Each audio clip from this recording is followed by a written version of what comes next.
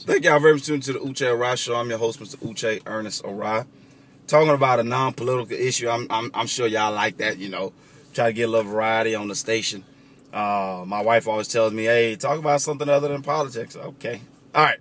So Forbes released their list of most wealthiest entertainers, or most wealthiest hip-hop entertainers, I'll put it. And I'm just going to talk about the top 5. All right. The top 5 of the most wealthiest hip-hop entertainers. P. Diddy was number 1. Number 1 was P. Diddy. Number 2 was Jay-Z. I believe P. Diddy was clocking in about 500 million. Diddy been around 500 million for a while, though. You know, maybe now it's officially 500 million. Maybe now he didn't claim on his taxes that he made close to 500 million.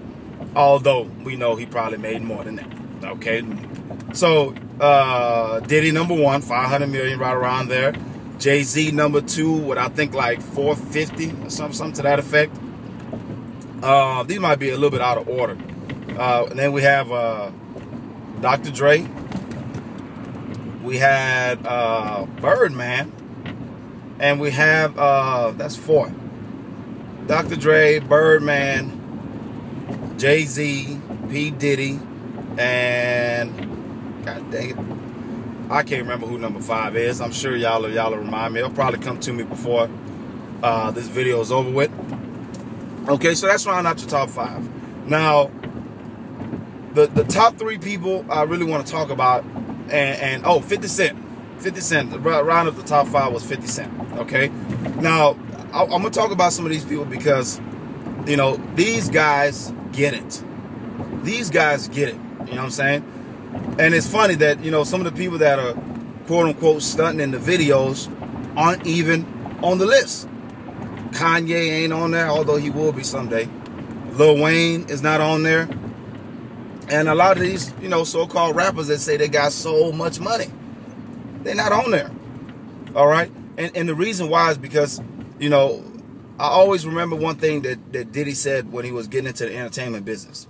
Okay? He always said that, I know what the guy in front of the camera does. Okay? That is obvious. What I don't know is what that guy behind the camera that's on the cell phone does. Because that's all he does. He just stays on his cell phone. He's like, I know that guy's the guy that's making money off of these artists. And he always said that he aspired to be that guy. And, you know, he managed to be both the guy in front of the camera and the guy behind the camera. Okay? You know, Diddy's a definition of an entrepreneur. And I respect that, you know. You know, the fact that he came from being an artist, well, actually came from managing artists when he got his shot, and just blew up with it. You know, he pioneered to be an artist and was one of the few rappers to have his own label and his own distribution. Okay? Distribution and entertainment is where the money is. That's where your residual income comes in. Not to mention the contracts that the artist signed. But your residual income comes in where, you know, look, I mean, it's pretty much like a cartel. All right? When these artists make their albums and they want to get it in major markets, they got to go through one of the distribution channels. And, you know, these distributors, music distributors, have the entertainment business locked up to where you have to go through one of them. So Diddy managed to get his own distribution deal, and that's where most of his wealth comes from. You know, we haven't seen Total in a long time. We haven't seen Shine in a long time. We haven't seen, you know, the Locks. You know, we haven't seen them in a long time. But you know who's seen their money as early as today? That's P. Diddy. P. Diddy is still making money off of every album that's downloaded, you know, because of the deals that he forged. Okay, and then we all know about his outside companies.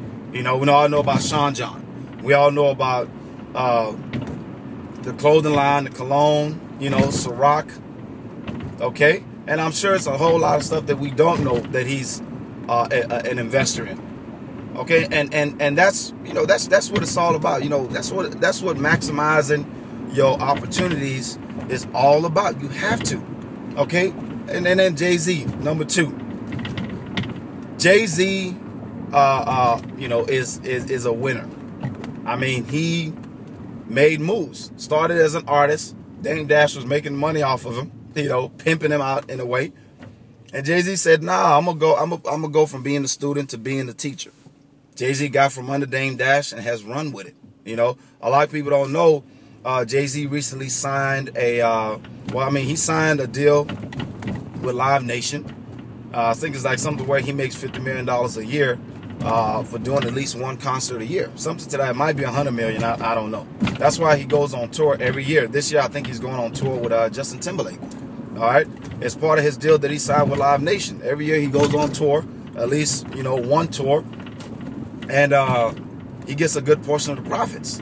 That's why he doesn't like bring 4 or 5 artists on tour with him. It's usually just him and one other person so that he can maximize. All right. Jay-Z also recently signed a Yankees player. Can't remember the guy's name. You know, Jay-Z, the guy fired his own management and signed with Jay-Z's management staff. Now, a lot of y'all like, what? He signed to Rockefeller Records? No. Jay-Z has a sports management company. It's called Roc Nation Sports Management. All right? So Roc Nation Sports Management is out there signing artists, and then also you all know about his investment with the now Brooklyn Nets, okay, which he helped bring them to Brooklyn from New Jersey. All right, he might have like a 0.02% stake, but still it's big because they've utilized him in marketing it, and still he's, you know, he's an owner. There are not too many black owners in the NBA, or let alone in most sports. He's an owner. You know, it's about making big moves.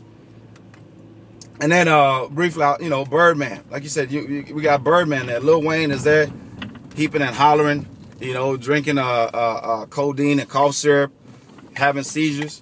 Birdman is there chilling in the cut, just making the money off of him. Okay? You got Dr. Dre. Dr. Dre hasn't released a decent album in a while, but he's back behind the scenes doing productions, and he has a headphone line that's been very successful.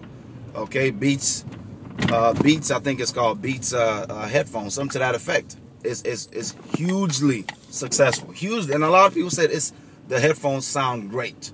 Okay, 50 Cent, like y'all, you know. It ain't been your birthday in a while. You know, it's your birthday, yeah. It ain't been his birthday musically in a while, but he's still making money. You know, a lot of these people are like, we're not gonna end up like MC Hammer or some of these people that came in the game as artists and 20 years later they're still artists. You know, but no, these people came in the game and said, nah, we're gonna. See that guy right there on the cell phone? Yeah, that's where I want to be in a couple years. And they stayed with it, and that's what they've accomplished. 50 Cent, like I said, he hasn't released an album in a while, but he's doing things with UNICEF. You know, 50 Cent has a lot of investments in nutrition-based companies. Vitamin World, I believe. 50 Cent is a stake owner in that. All right?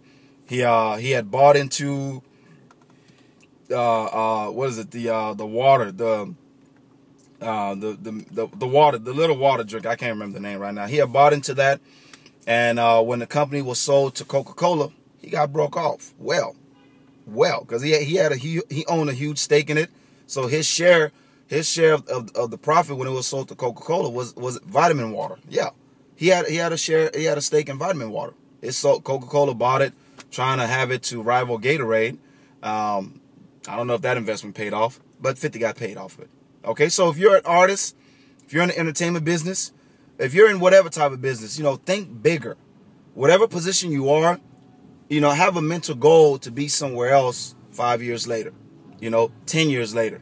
But don't see yourself as what you are, because the unfortunate thing is that the title that you die with is a title that you'll be known as. So if you're just a desk secretary and when you die, that's all you've accomplished. When they write your obituary, they'll say you were a desk secretary. But if you start off as a desk secretary and ended up as a CEO, you'll be remembered as a CEO. So remember that the title that you bear, that when you die, is a title you'll be forever known with. So if you start off as a worker, aim to be a boss and die as a boss. Thank y'all very much for tuning into the Uche Arad Show. I'm your host, Mr. Uche Ernest Arad.